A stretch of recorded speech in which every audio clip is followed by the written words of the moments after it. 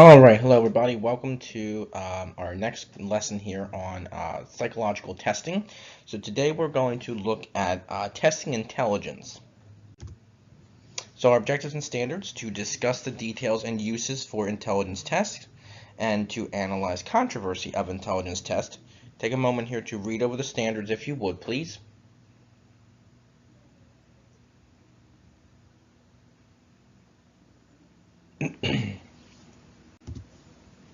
And our desired result is what elements are important to intelligence tests. So think about some of the things we're going to talk about in this lesson here. What makes up a good intelligence test?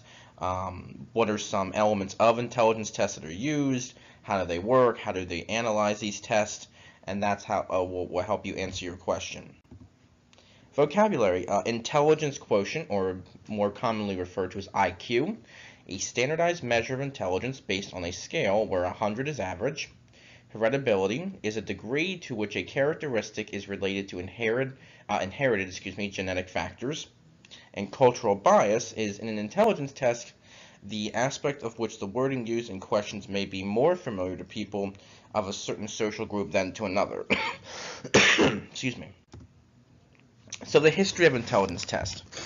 French psychologist Stanfordbinet, his picture right here, along with Theodore Simon, developed a useful intelligence test in the early 1900s.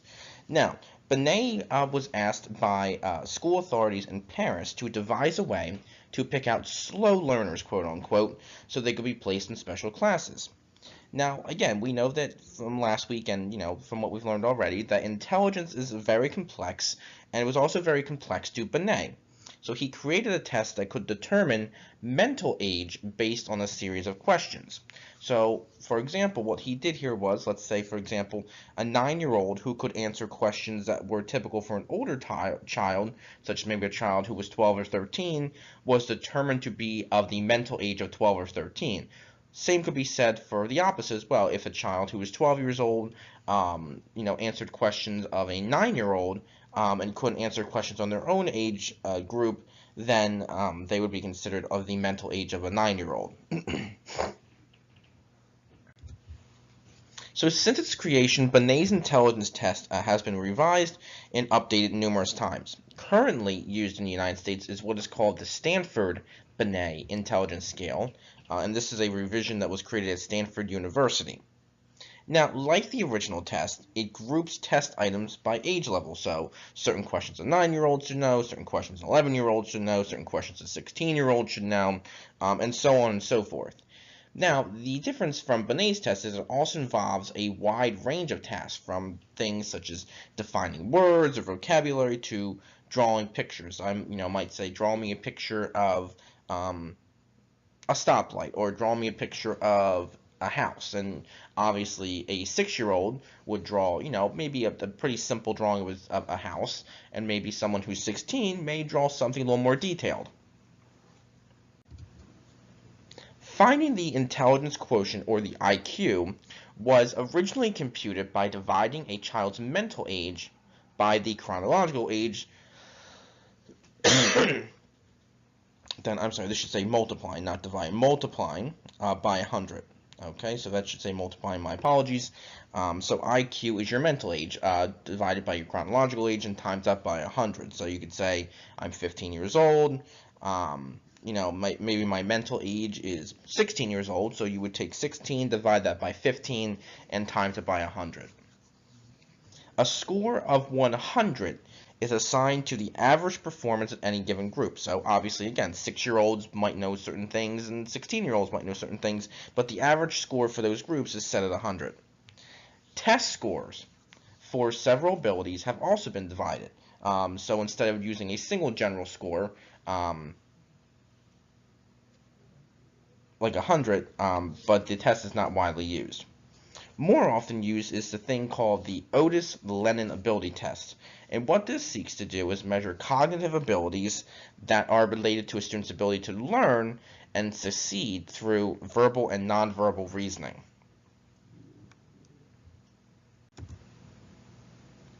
Frequently used intelligence tests are revised versions of the following.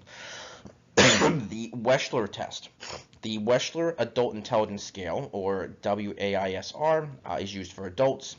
For children 6 to 16, it is the Wechsler Intelligence Scale for children, or the WISC-III.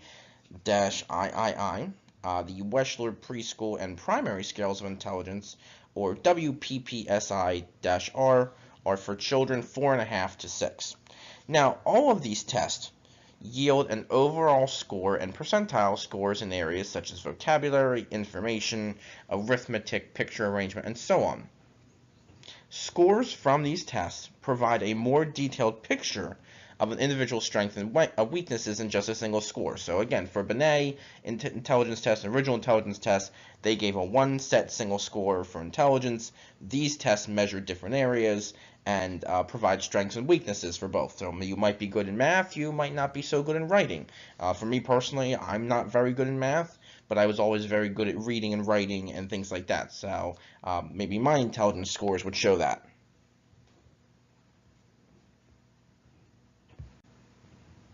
So here's an example of some of the categories that the Wechsler test looks at. Vocabulary, just a couple of these here. We have vocabulary such as defining words, such as what does automobile mean.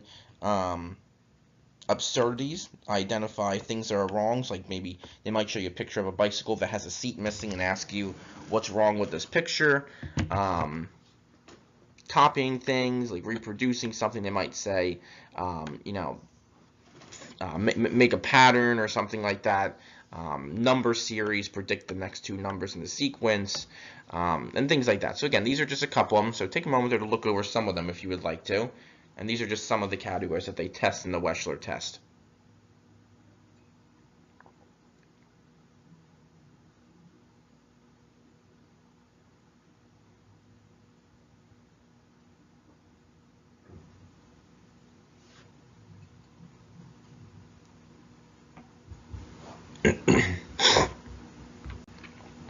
Now, IQ score uses and meanings. Norms for most intelligence tests, like we said earlier, are established in a way that most people score around 100. What this means is about 95% score between a 70 and a 130. So that's the average. Most people score around 100, but the range is from 70 to 130. A little more than 2% score at or above 130. We consider them to be gifted or very intelligent. Individuals who typically score below a 70 are classified as mentally handicapped with subcategories provided. We'll go over some of them on the next slide here. Scores of intelligence are most useful when related to school achievement and are quite accurate at predicting what people will do well in colleges and universities. So here's an example of the Wechsler intelligence score. Again, you can see about 95% of the population scores between a 70 and a 130. It's divided up further here, like 13.5% are between 115 and 130. Again, less than 2% are more than 130. Again, you can see here, like most people are 34% here, between 100 and 115, and 85 and 100. But again, about 95% of people fall within the range of 30 points within 100, so either more or less than 100, okay?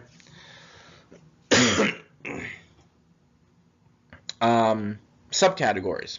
So below 70%, if you scored between or someone, I guess I should say, scores between a 55 and a 69, they are mildly handicapped but educable. 40 to 54 is moderately handicapped but trainable. 25 to 39 is severely handicapped, and then profoundly handicapped would be below 25. And again, above 30, 130 is said to be gifted. So opposition. We've only just begun the controversy over intelligence tests. Intelligence tests can show us a lot of information, but sometimes critics state if they wonder if it actually measures intelligence. Some psychologists believe that intelligence involves more than what tests prove, such as adapting to new situations or new behaviors. In general, most intelligence tests measure your ability to solve problems, but they don't measure your ability to create problems or pose problems to people or questions to others. So that's some opposition to intelligence tests. It just asks you to solve a problem and get the right answer, where they don't ask you to, create your own problems or create a solution or things like that. IQ testing controversy continued.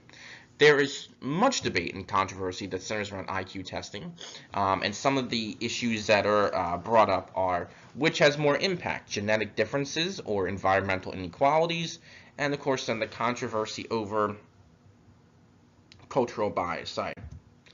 Analyzing heritability. Researchers study the results of intelligence tests of people with varying degrees of genetic relationships. So between a parent and a child or between siblings, they have found that there is a high degree of heritability, which means the measure of degree to which a characteristic is related to inherited genetic factors in terms of intelligence.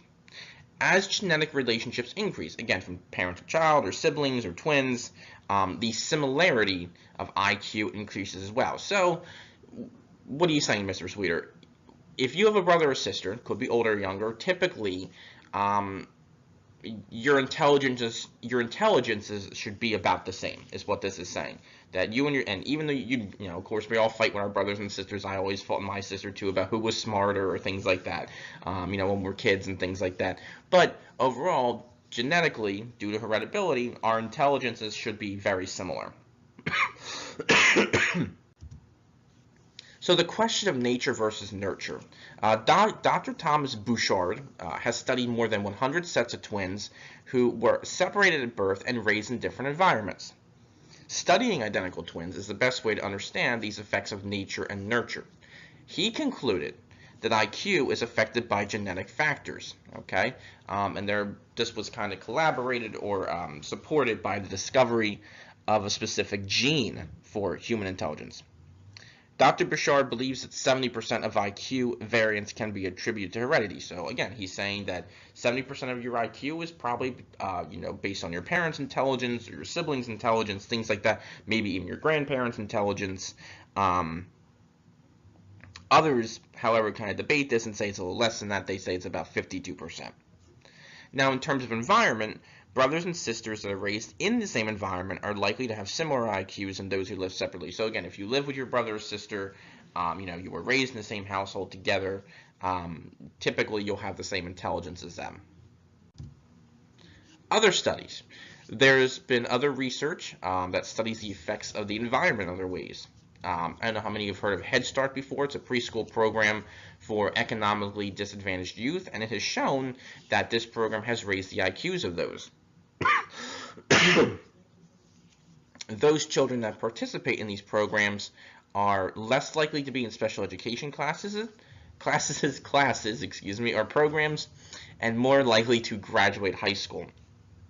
There are also other environmental factors that impact intelligence, such as the quality of the food that you eat, the richness of the home environment. We don't mean like money-wise. We mean like, how supportive is your family and your parents, and the number of siblings.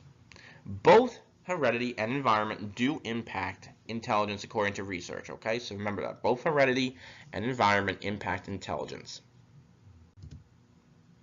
Cultural bias.